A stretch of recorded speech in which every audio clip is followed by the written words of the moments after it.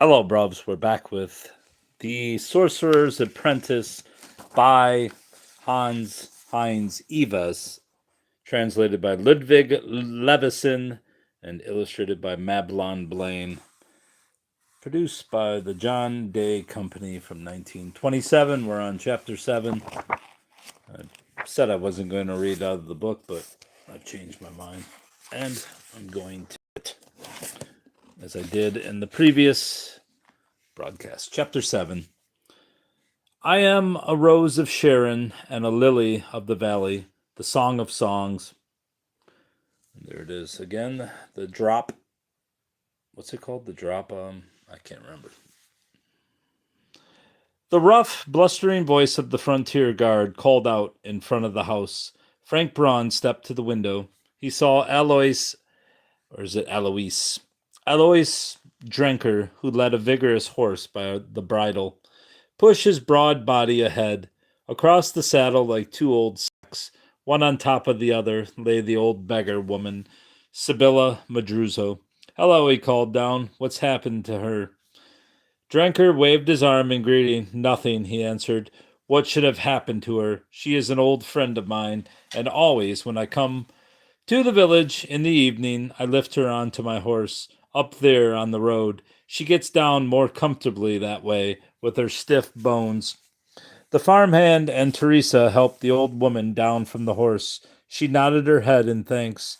Drenker invited her to come in to eat and to drink a drop of wine, but she declined.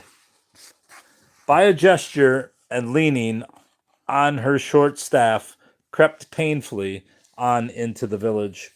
Is that the right chapter? Why is this? Oh, this is a letter. I see. Did I skip a page? No, I did not. All right, let's get this back going. Crept painfully into the village. Sibylla won't drink any longer, Teresa declared. She, too, has found the salvation which the American preaches. She, too, the guard looked after her. Poor woman. Then he called up to Frank Braun's window. I brought something along for you, doctor. No man shall be able to say that Alois Drenker does not keep his word. Teresa came to his room and brought him, well packed up, the brightly polished helmet. There is something else for you here, she said hesitatingly. A letter from the priest. He sent it by Herr Drenker. Is that so? He laughed. For me? Not for you? She lowered her eyes. No, your name is on it. He took the letter. Didn't you write to him again? She shook her head no. Her voice sounded a little ashamed. Then she went on. He opened the letter and read it. My dear sir, I am disquieted because I hear nothing from Val d'Escodra. Teresa Raymonde has not written to me since she confessed to me the last time.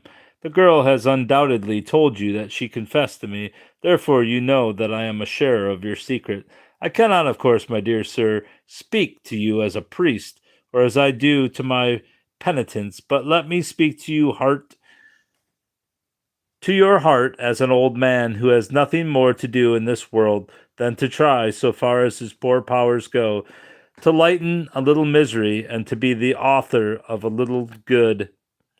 In spite of everything, I would gladly myself have traveled to my native village to set things right, but I have an indistinct feeling that something evil is brewing there.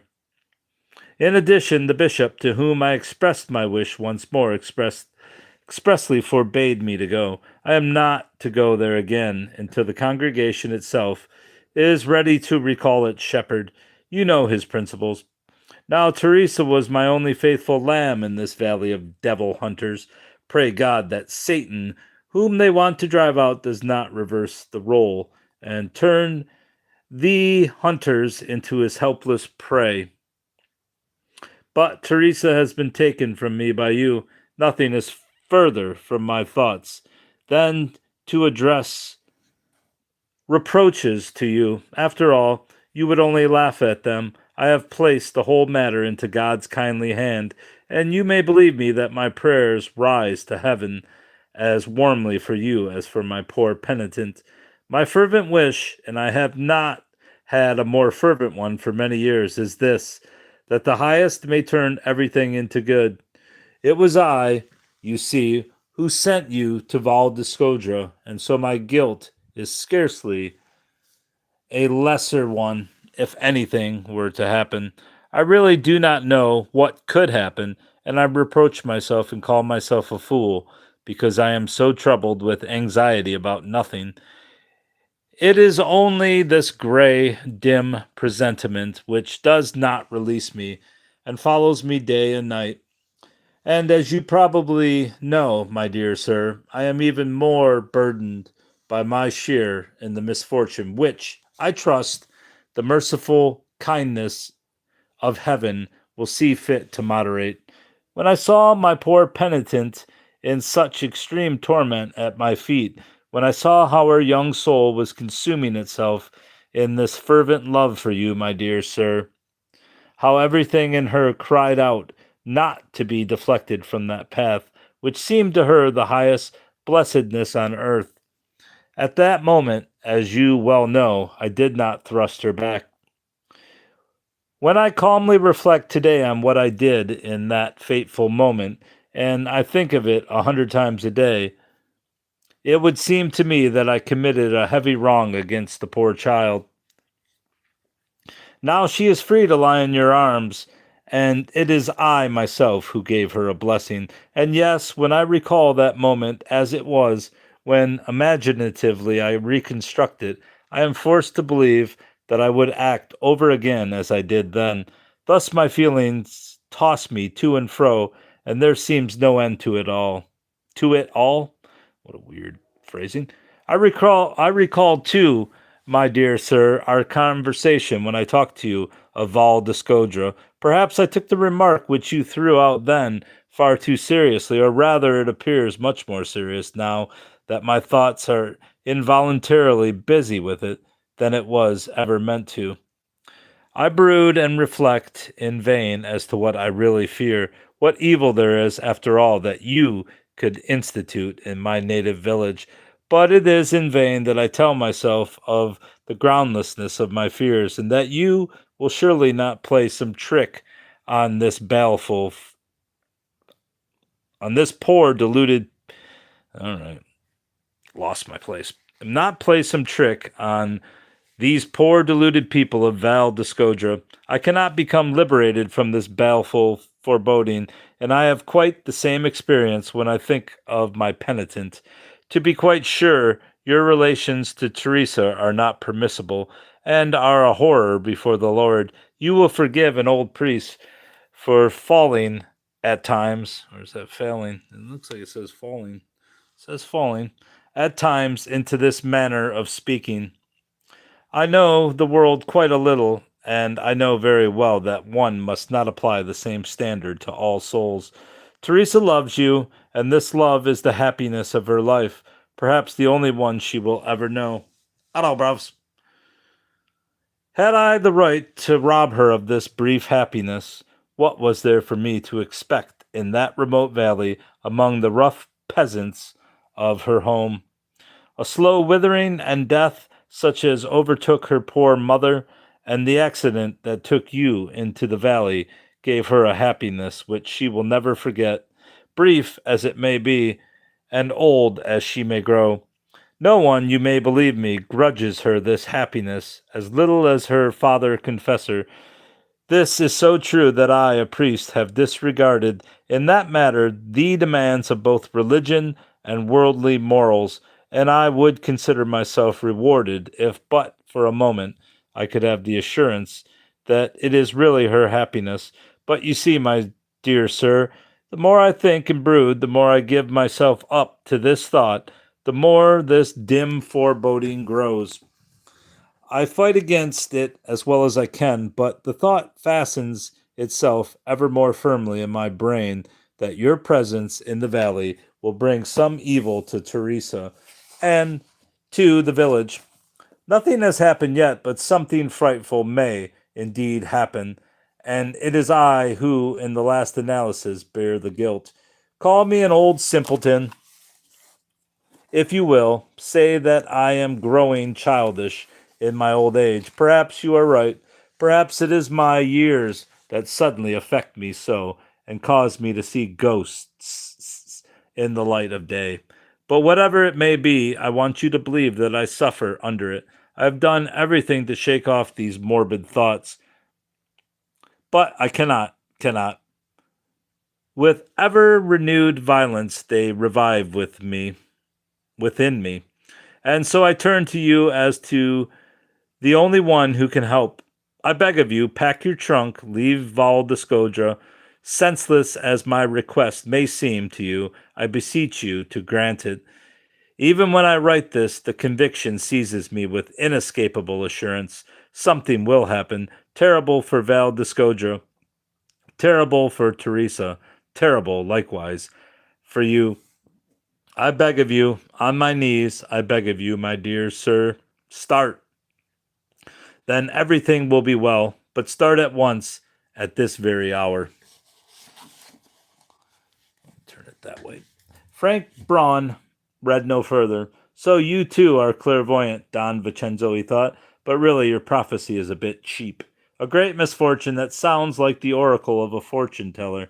You are going on a journey, you will receive money. Priest, he continued slowly, you don't know what you're doing. Your letter is kind and very touching and ever so decent, but the time is long past when I am to be impressed by what is touching and decent and kind.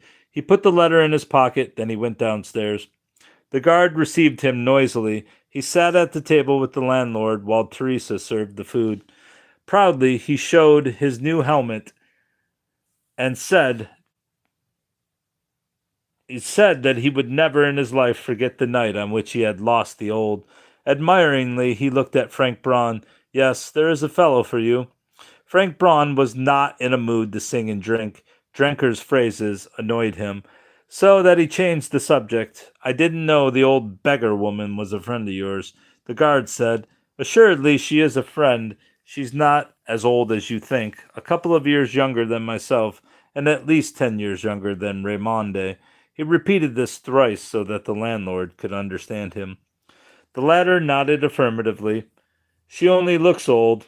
Drenker laughed. Sibylla looks as if she were 80 or 100 or 120. It's all the same, and it's true, nevertheless, that we were all three in love with her. Frank Braun was glad that the affair of the wines and the helmet was settled. He held the other fast. Three? Who was in love with the old woman? He asked. Oh, we were in love with the young Sibylla, not with the old one. Drenker corrected him. We were all three in love with her. Raymonde, Usalo, and myself, three gallant men of the Emperor's rifles. Never did a girl in Val Discodra have better lovers. Raymonde? But it came to an evil end, and poor Sibylla is dragging her cross about to this day. For in those days, sir, she was straight and slender as a young fir tree, and there was no prettier girl in all the Tyrol. But when poor Usolo went to such a wretched end, it was then that something gave way in her. Do tell me about it, Frank Braun urged him. Tell about it, yes, but it's quite a long story, cried Drenker, and without anything to drink, he poured the last drop from the bottle into his glass. Frank Braun bade the landlord fetch a few bottles of the Vino Santo from the valley of Toblin. He built them up close before the guard. Drenker wanted to pour some for him, but he warded him off. No, thank you. I don't care to drink today. Drenker shook his head. You learned gentlemen are queer. One time you'll drink like 10 old skippers, and then again, not a drop. There's neither sense nor reason to it. No, Frank Braun agreed. There is absolutely neither sense nor reason to it. But now drink, Drenker, and tell us about the three lovers of the young Sibylla Madruzo. The guard cleared his throat and lit his pipe. He raised the glass to his lips, drank, and clicked his tongue in praise of the wine. In a world that rewards attention over truth, how do you tell the difference between influence and wisdom? You don't. Then he began. He told his story loudly, hastily, in disjointed sentences. Constantly he turned, shouting to the landlord, Wasn't it so, Raymonde? The latter nodded silently, or muttered a yes between his teeth.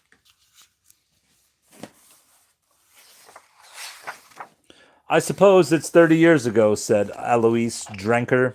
We were all stationed at Bozen and were best friends in the world. Usullo, he was from Val d'Escodra too.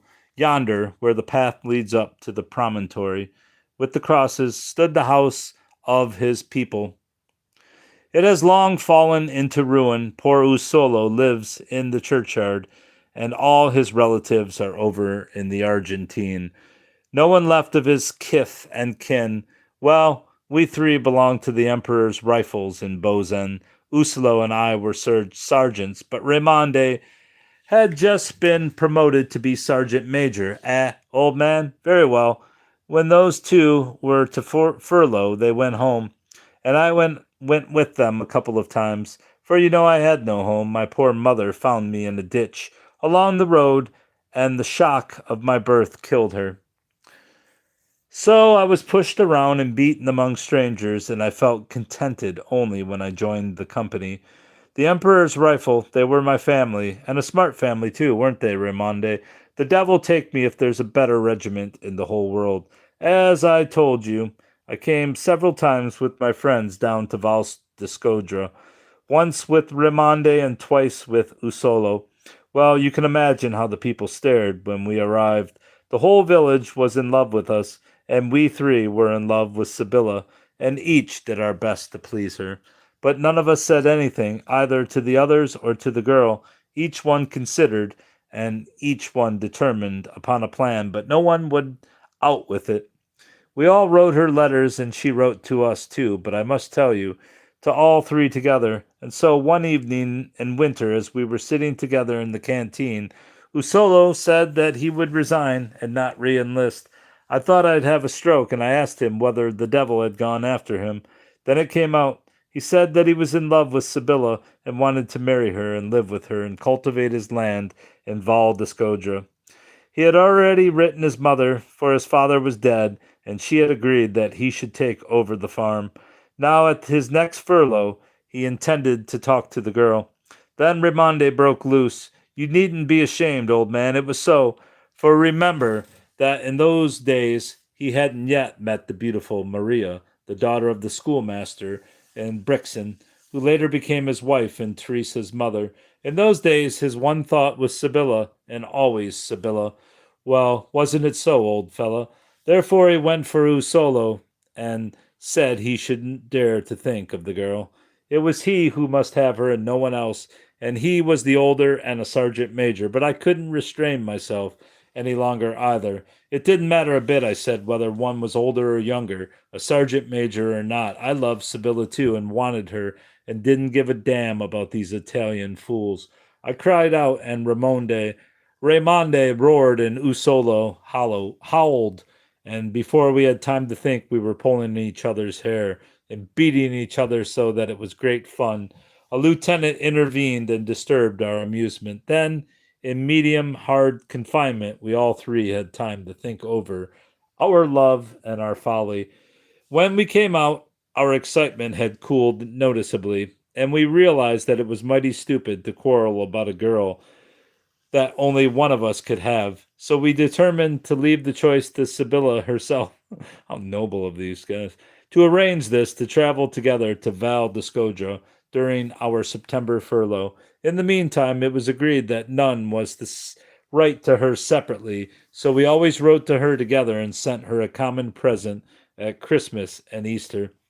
It wasn't much, to be sure, a silk handkerchief and a silver buckle, but Sibylla has kept them to this day, and the letters too. Very well. Spring came and summer, and none of us felt very happy. Each distrusted the other, too, and every few days one of us had to swear to the others that he had quite certainly not written a letter behind their back. Finally came the fall maneuvers, and then the day on which we received our leave of absence. It was hard enough for the three of us to get off at the same time, since Raimonde and I were in the same company, but finally it was accomplished. I'll never forget the journey all my days. None spoke a word, and each looked as though he wanted to devour the others alive. I believe it was the only uniform which still kept us straight. Otherwise, we would have gone for each other, as we did that evening in the canteen. I need a smaller. I'm going to take this one because this is holding this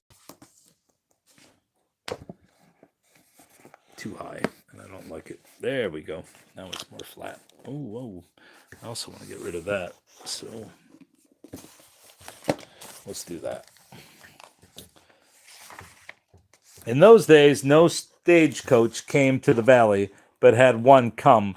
We would have not waited for it. We marched along and arrived late at night. Raimondi went to his parents. I went home with Usolo. I didn't sleep a wink all night. I was constantly afraid one of my comrades might get up and go to the Madruzo house. They fared no better. It was scarcely light when we started to go for Raimondi. Out of fear that he might get ahead of us, we had scarcely reached the house when he came out too, evidently with the same idea as ourselves. Now we realized that it was far too early to go to Sibylla, especially as it was Sunday. We went back again into Raimondi's house, cooked our coffee, and breakfasted. I need some water, bruv.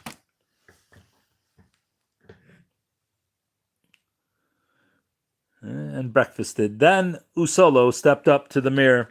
We had been in such a hurry to get up that we had scarcely combed our hair. He dressed his hair and made himself handsome, and then it came out that we had remained very good friends and comrades after all. Raimondi fetched all he had, shoe polish, brushes, combs, even pomatum for our mustaches, and we helped one another get ourselves up as finely as possible.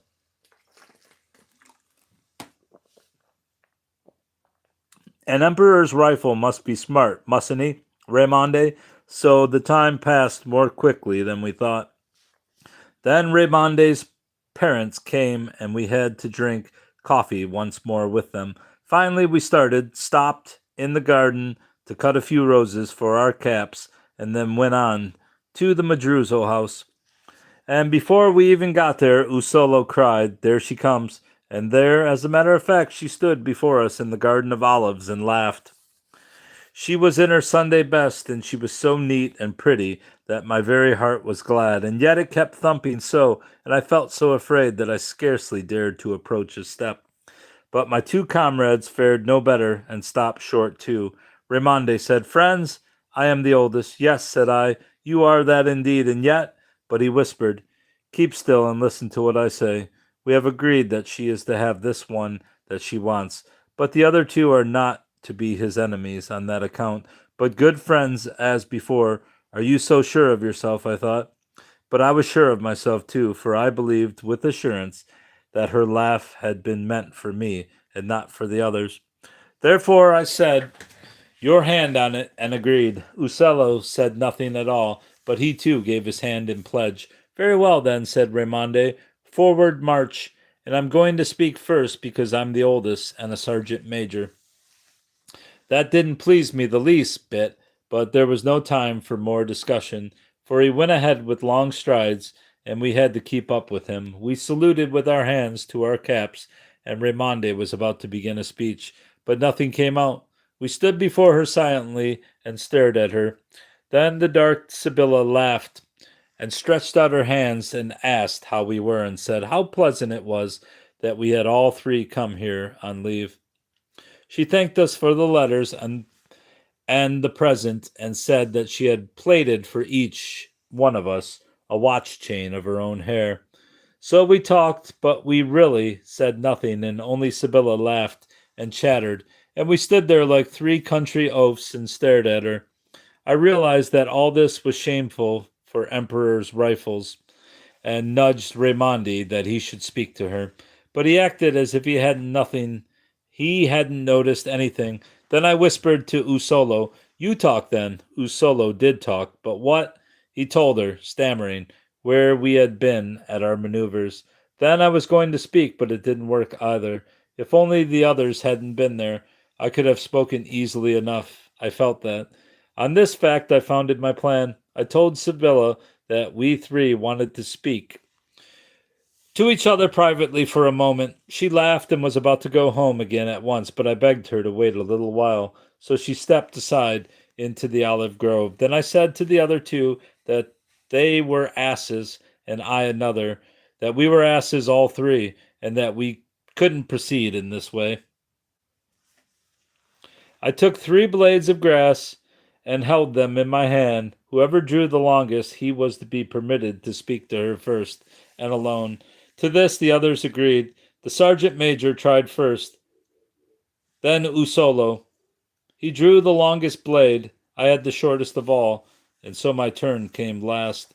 Well, I consoled myself, for I was convinced that the 2 Italians would get a refusal, and that she would wait for me. In the meantime, Usolo went to Sibylla, and we two sat down in the grass, turned our backs to them, and waited. A soldier, you see, is accustomed to wait. One learns that on sentry duty, but although there were 2 of us, never did waiting seem so long as this time. Aren't they done yet? I thought. Neither of us spoke a word. I saw how Raimondi stared straight ahead of him. Suddenly he said, well, I can't bear it any longer. Usolo ought to have been through long ago. We turned around, but the 2 had disappeared. We got up and went a little further into the olive grove, looked to the right and to the left, but saw no one. I called softly at first, and then louder. Usolo, but no one answered. Then Raimondi roared as though he were commanding 3 regiments. Usolo, Usolo. Then the fellow answered, yes, yes, we are coming now. And immediately thereafter they came running up to us. Usolo's whole brown face laughed, and he stretched out both of his hands. Forgive me, comrades, but we had both really quite forgotten you. Then, when he saw our vexed and confused expression, he stood at attention, put his hand to his cap, and said, Sergeant Major, I beg respectfully to announce the betrothal of Sergeant Usolo and Sibylla Madruzzo. And the girl made a very serious face and a deep courtesy.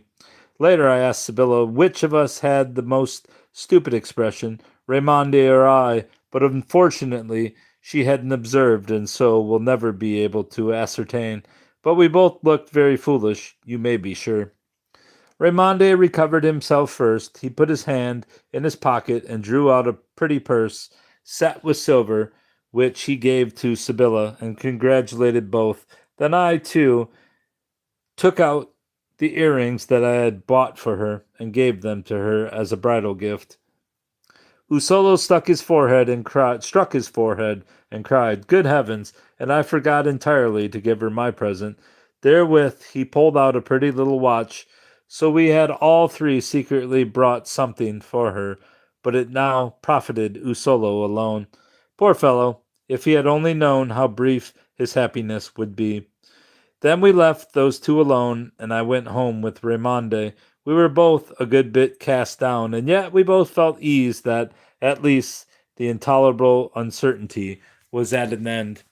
We determined to be very brotherly to both of them, as became genuine comrades, who had been true friends for so many years, but it wasn't as easy as we thought. Each time we saw Usolo and Sibylla in their great happiness, we grew jealous, and it was easy to see how at bottom we grudged it to them. So we thought that perhaps it would be best to travel back to Bozen even before our furlough expired. If we had only done that, but Usolo pressed and urged us to stay at least until the following Sunday. There was to be a church festival in the neighboring village in Samigo, 7 hours distant across the hills toward the frontier. There is a headquarters of frontier guards there now, and it's my home. Thither Usolo had invited us. He had relatives there, and he wanted to show them his lovely betrothed, and us too, his friends from the regiment. We cared very little about it. Our minds were but little attuned for merrymaking and festival. But Usolo would not desist, and Sibylla joined her prayers to his, so we permitted ourselves to be persuaded. We planned then to have our parting feast at Samigo, and then to return to the regiment. We determined to start at night and to rest at a charcoal burner's hut on the way. in order to arrive in the village early in the morning.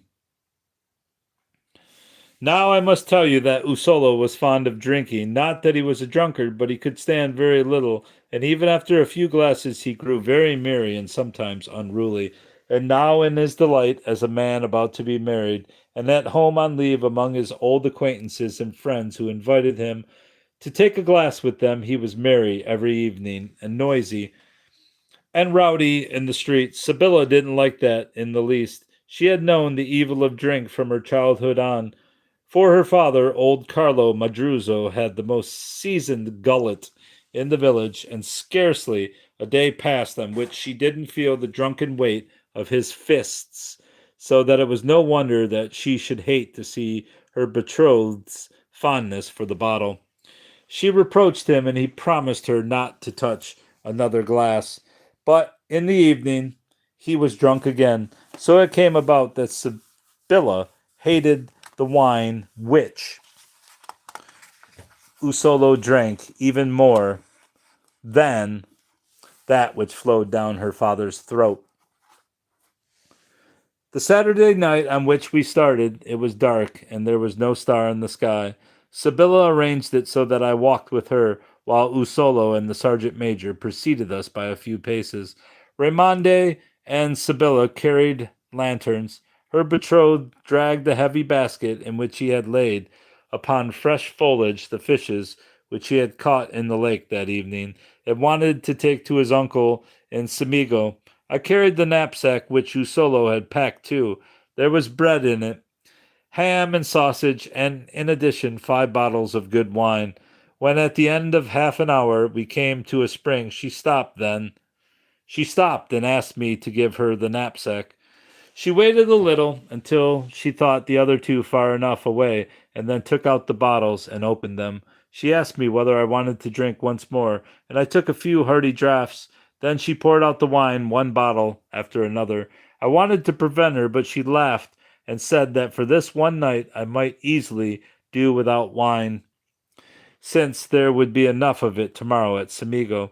She filled the bottles to the top with water and corked them again carefully.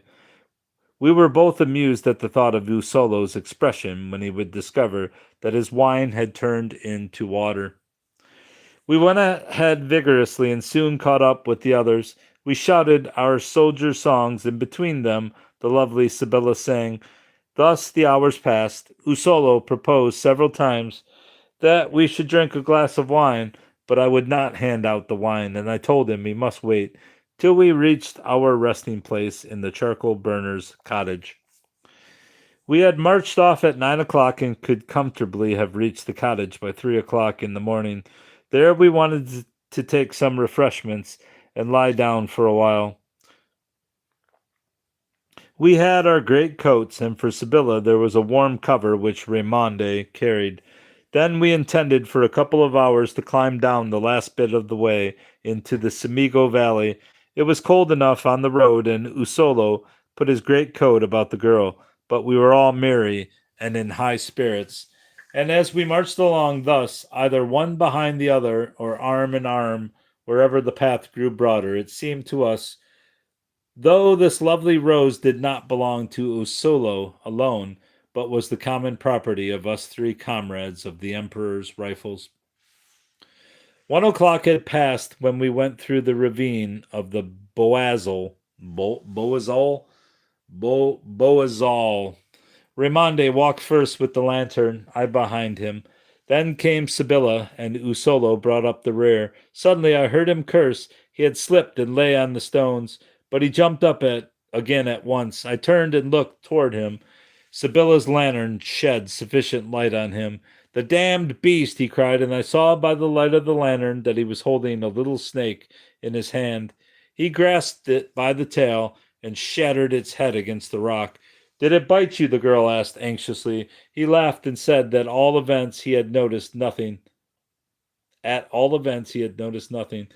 We had all stepped up to him and saw that in falling he had scraped both his face and his hands a little.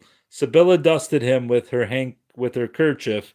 Then he took up his basket again, and we went on. This time he walked behind Raimondi, and I came later.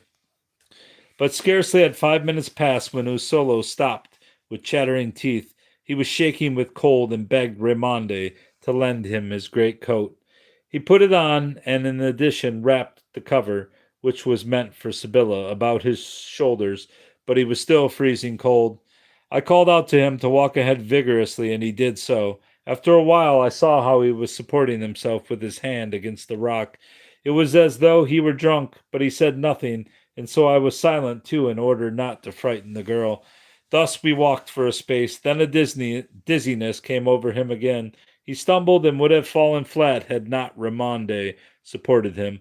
He put down the basket and stood up with difficulty, clinging to the wall of the cliff. "What's wrong with you?" cried Sibylla. He shook his head and tried to laugh. "Nothing," he said. "I don't know." You know what it is. The sergeant major held the lantern to his face. Then he grasped his left hand and looked at it closely on both sides. "There, you donkey!" he cried out. "Of course it's bitten you." We pressed about him, and I noticed the tiny wound in his wrist. A little drop of blood came out, scarcely larger than a pinhead. The hand and joint were swollen and continued to swell swiftly and almost visibly. Raimondi, who had taken the hospital's assistance course, at once put his hand in his pocket and took out a cloth. Then his glance fell on the knapsack. He put back the cloth and ordered me to cut off the cords. We made a tourniquet above the wound and pulled the cord as tight as possible, so that it cut deep into his skin. In the meantime, Usolo reeled to and fro, and we had to lay him flat on the ground. Raimondi said that was the first thing necessary. Now we must suck the wound. Sibylla at once threw herself over her betrothed, but Raimondi pulled her back.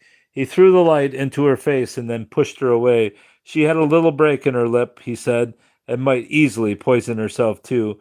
Then he pulled me up, bade me open my mouth, and examined it with his lantern. "You can do it," he cried. I took Usolo's hand and sucked with all my might.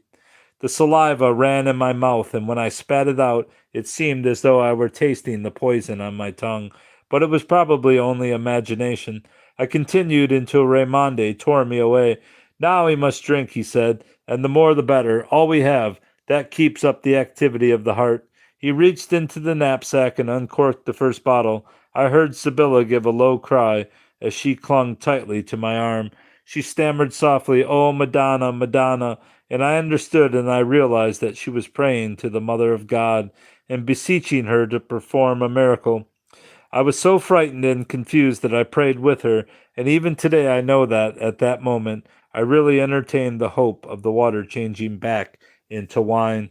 But unhappily, miracles no longer happen nowadays, as in the time of the marriage feast at Cana. Usolo put the bottle to his lips and drank greedily, but at once spat it all out again. "Water!" he groaned. Raimondi himself took a swallow, shook his head, and threw the bottle down the ravine. He believed it was a chance error and opened the next bottle. Sibylla trembled, but dared to say no word in her awful dread, and I too was so depressed by my share of the guilt that I couldn't utter a syllable. Again Usolo took a swallow and again spat it out. Raimondi took the next bottle, struck off its neck, saw that it held water too, and threw it away. Then I took heart and told him what had happened, but I said that it had been a poor joke of my own, and spoke no word of Sibylla. And I am glad to this day that I acted thus. Raimondi cried out that I was a criminal, but Usolo said weakly that he knew well that I had meant no evil. He stretched out his other hand to me in sign of forgiveness and said that it wasn't so bad and that he would probably be better presently. I talked too and tried to console him, but Raimondi pulled me away and exclaimed that this was no time for chatter. He took his pocket knife, held the sharpest blade into the flame of the lantern, and ordered me to take mine and do the same. When his knife was red hot, he cut into the wound and enlarged it. Then he took my knife and I had to hold the other into the flame. Thus he changed off and cut and cauterized the wound. Poor Usolo suffered frightfully, but like a good soldier, he strove to give no evidence of it. It was pitiable how we tormented him, and all in vain. Sibylla kneeled beside him and held his head, and he moaned and gnashed his teeth. At last the sergeant major was done. we realized that we could not get a step ahead and that it would be best for one of us to hasten to Samigo and get help. I didn't know the way, and so Raymond went. He hoped that the priest would have caustic potash and spirits of ammonia. He took his lantern and strode rapidly ahead. In a little while he had vanished. The place where we lay was an unfortunate one. To the right of us rose a wall of rock. To the left fell the ravine, not very steeply, and yet uncomfortably enough in the darkness. The path between was very narrow. I rolled up one coat and made a pillow for Usolo. On the second one he lay. The cover and the third coat I spread over him. In spite of all he froze, one fit of cold fever shook him after another. After a while he began to fight for breath. He gasped, and it seemed as though his lungs could work only with difficulty. He said nothing, only groaned gently from time to time. Sibylla knelt beside him. She too said no word, but seemed utterly petrified. So I chattered ahead and told him that the torment was over now, and that the sergeant major would soon be back with proper help. I could think of nothing else that was appropriate, and said the same thing over again. I must have said it 100 times in the course of this God-forsaken night, but indeed it didn't matter at all what I said, since neither of the others listened. Sometimes he would be less stifled, but then an attack would come again. The dizziness recurred regularly. Hour followed hour. The night faded, and the mists crept from the mountains. Day came, and the cold, damp wind of the morning swept through the ravine. At times, when he lay quietly, he thought that he was getting better, but soon again a violent trembling would overtake him. At moments, too, he was unconscious. At the base of his hand he had sharp and violent pains. The hand was terribly swollen, and the wound a deep bluish red. Towards 6 o'clock in the morning he had convulsions. He raised his body high up and let it fall back heavily. Then he began to twitch in his muscles. The fingers of his well hand curved convulsively, and his legs were pushed forward in violent spasms. We had trouble holding him, but he became quieter again soon. However, the smothering began again, and with it the cold fever. 8 o'clock came. Ramonde should have been back long ago, according to my calculation. Usolo had grown a little quieter at this time and seemed to be asleep, so I thought it would be best if I were to start out and look for the sergeant major. I jumped up and ran along the path that led to Samigo as fast as my legs would carry me. After about an hour, I met Ramonde, and with him were the priest and 3 young men from Samigo. "Is he still alive?" Cried the sergeant major. I nodded and went back with them. Ramonde looked like a wild man. His handsome uniform was covered all over with dirt. His hands and face were smeared with blood and sweat. He had taken a wrong step, had fallen down and broken his lantern. Then he sought his way in the darkness, had lost it, and only noticed at the break of day that he had wandered into a wrong valley. Thus he had to go back, and only through the help of a goat herd whom he met on the way had he found his way to Samigo. There he had immediately fetched the priest from the very celebration of the Mass, and had then run back with the others. While he was still telling me this, we suddenly heard a wild and fearful cry. We recognized Sibylla's voice and ran on like mad. Ramonde was far ahead. Behind him leaped the priest of Samigo, holding up his black robe with both hands. He was an excellent man. If he could not arrive in time to use his medicine, he still hoped not to be too late to administer to the dying man the last consolation of the church. But he was too late for either. When we emerged from the ravine, we saw a dead man lying before us. His face was hideously distorted. The eyes protruded far from their sockets. His right hand held his coat in a convulsive grasp. His legs were drawn far up. Before him stood Sibylla, erect, but with her body bent forward, just the way she goes and stands now. We paid little attention to her at first, busied ourselves with Usolo, chafed him, poured wine between his open lips, and held the spirits of ammonia to his nose. But we soon realized that it was too late, and that all was over with him. We covered him with a coat and turned to his betrothed. We asked her in what manner he had died, but she gave us no answer. We urged her and saw clearly that she understood us. Her lips moved, but her mouth was dumb. She had lost her power of speech. Her eyes were dry, no tears fell, and not once in all the years, not even at his grave, has she been able to weep. The priest took her in his arms and tried to straighten her. He failed, and he asked me to help him. We all helped, but she remained as stiff as she was. Her trunk bent straight forward. We didn't want to believe it, grasped her roughly, and used force. Nothing availed. What happened in those last 2 hours of Usolo's life, I don't know to this day. I have often asked Sibylla in later years and begged her to write it down for me, but she has covered her face with her hands, shuddered, and shaken her head. So I finally gave up the attempt.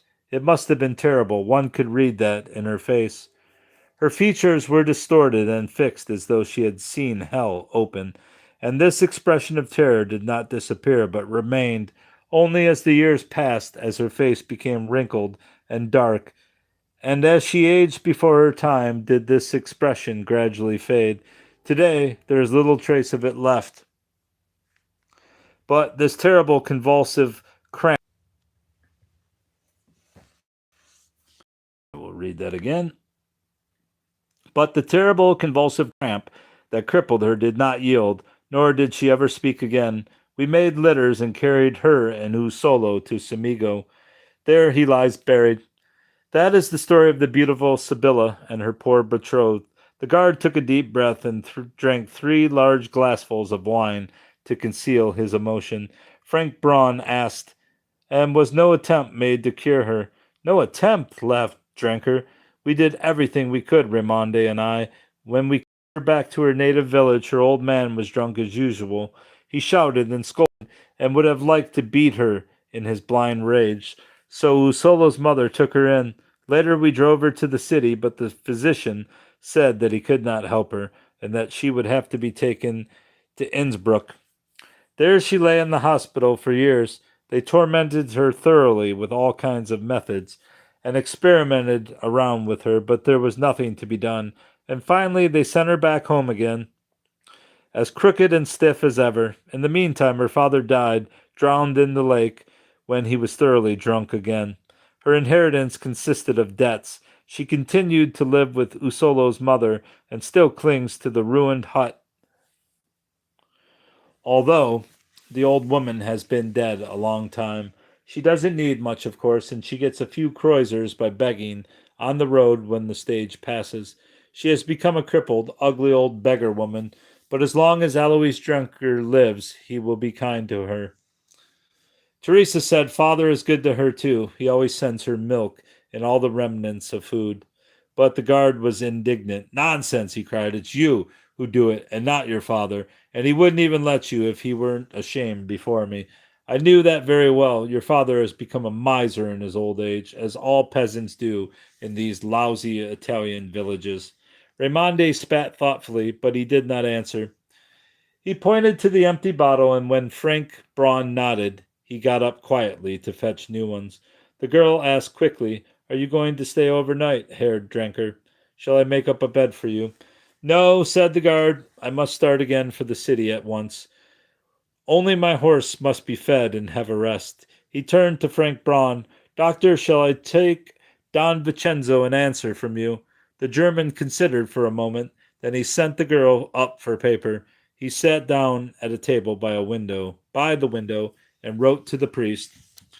Dear Don Vincenzo, I thank you very much for your friendly letter, which gives me the certain proof that you are what the world calls a truly good man.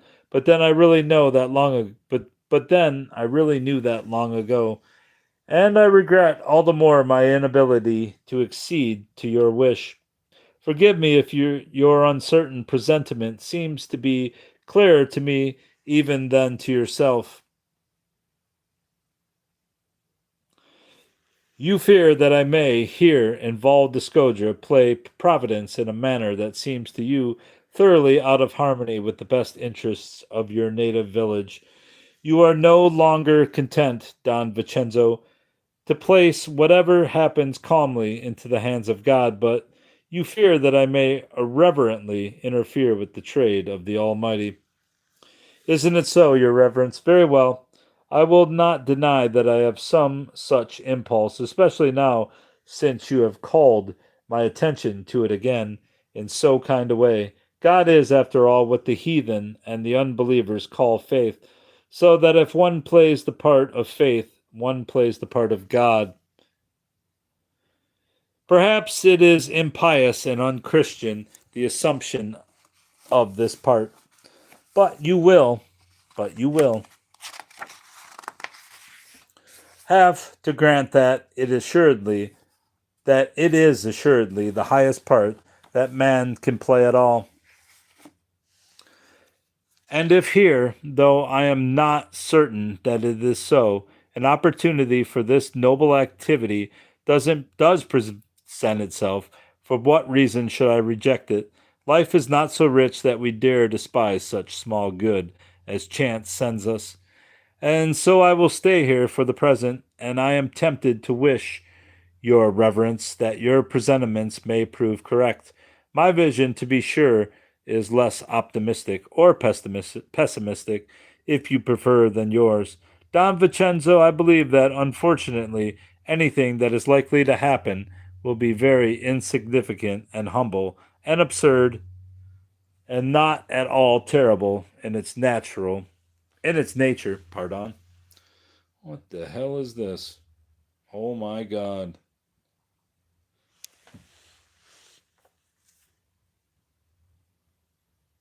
Where was I now? Such is my honest conviction, which may calm you a little. I will certainly do my very best to produce a highly effective performance, but that is far from easy on the stage of life. I am also no master magician, as you seem to believe, but only a poor apprentice of the sorcerer's art, and so you will probably have occasion to laugh and not to weep. I am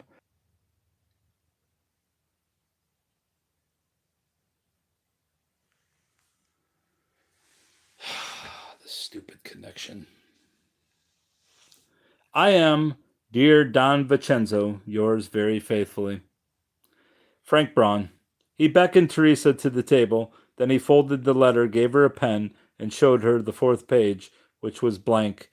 It's to your father confessor, he said. Don't you want to send him a greeting? Her face beamed. She took the sheet and wrote on it in large letters, I am very happy, Teresa. The guard had long since ridden away. Frank Braun stood in his room and stared out into the night.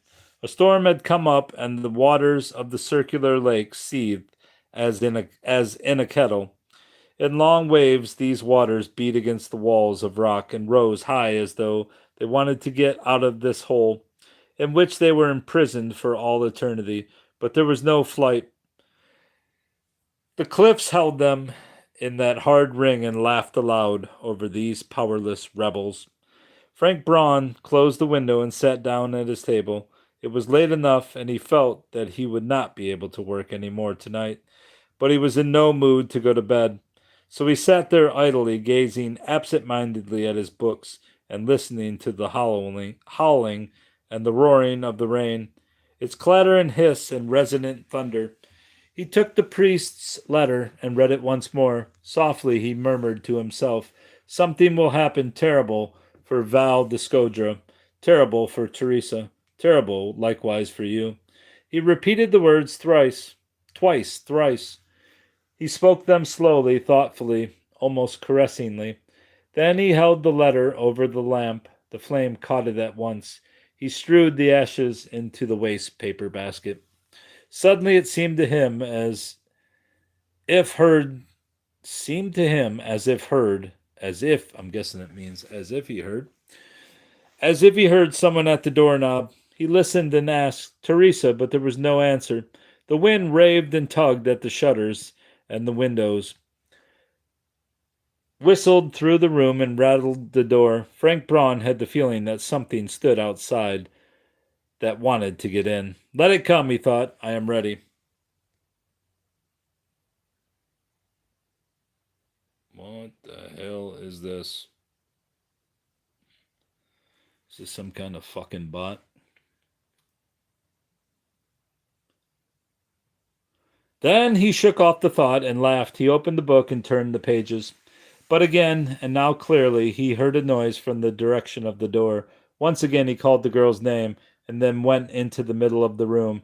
No, no, that was not the storm. Someone was fumbling with the lock. He went to the door and opened it quickly. No one stood without. But then he heard the noise come from the other door, that of the bedroom, which was latched from within. He heard quite clearly the latch being turned, softly and carefully, and always in vain. He stepped out into the hall and saw the hand on the knob and a white figure. Instantly, he stepped back and slammed the door behind him. He had been able to see but little in the dark hall into which fell only the weak light of the lamp. It was certainly not Teresa. She knew that the door was locked. Perhaps her father or the fireman. What did they want in his bedroom at this hour?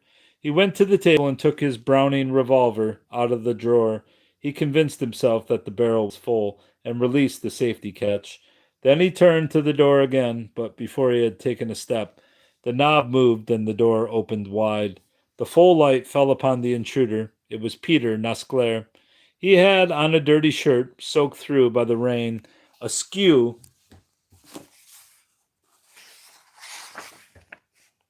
upon his black hair hung a white nightcap. His bare feet dripped with mud. His legs, uncovered to the knees, were black with a long, thick growth of hair to which dirt adhered. A strange way to dress for a visit, thought Frank Braun. He called, but Pietro did not hear him. His eyes were wide open and stared fixedly ahead, but they saw nothing. Frank Braun took the lamp and held it near his face. Not even his lids twitched.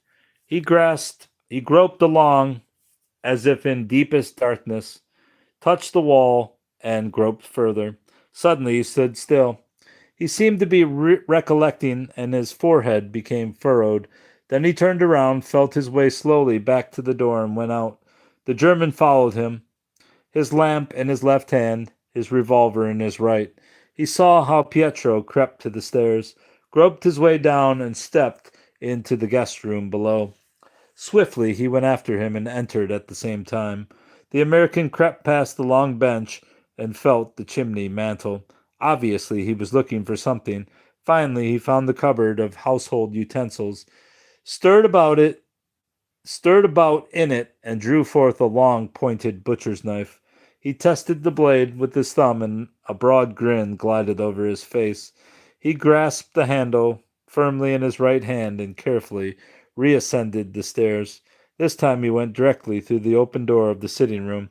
Frank Braun stood beside him, 2 paces away, and observed every movement, constantly ready, if necessary, to use his weapon first. But the somnambulist gave him not the slightest cause to lift his hand. It was entirely clear that he saw and heard absolutely nothing. He stood at the door that joined the 2 rooms and opened it with a soft, careful pressure. Then he went into the bedroom. Frank Braun followed him and watched him. Pietro strode straight up to the bed that stood by the window, held the knife between the teeth, and with both hands felt carefully for the head of the bed. The bright gleam of the lamp fell into his face, and Frank Braun saw how contorted it was with measureless rage.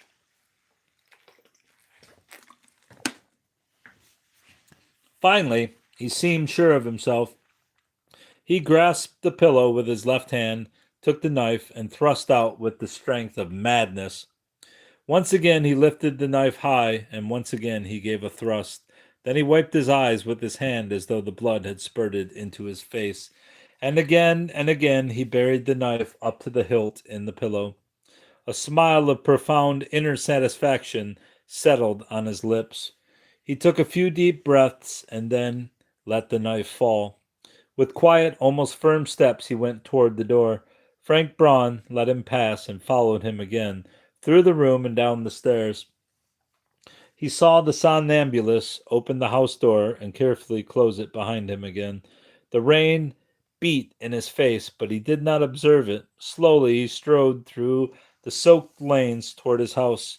The German went back into his room, approached his bed, and regarded it. The coverlet and the pillows had been transfixed.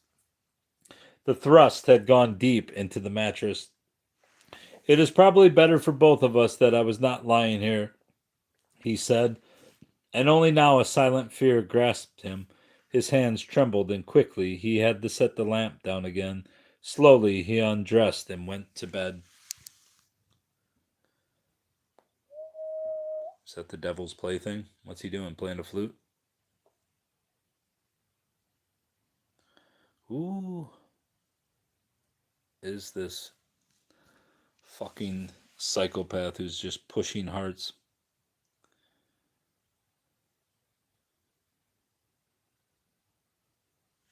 Alright, that's the end of this. Alright, Brobs, goodbye.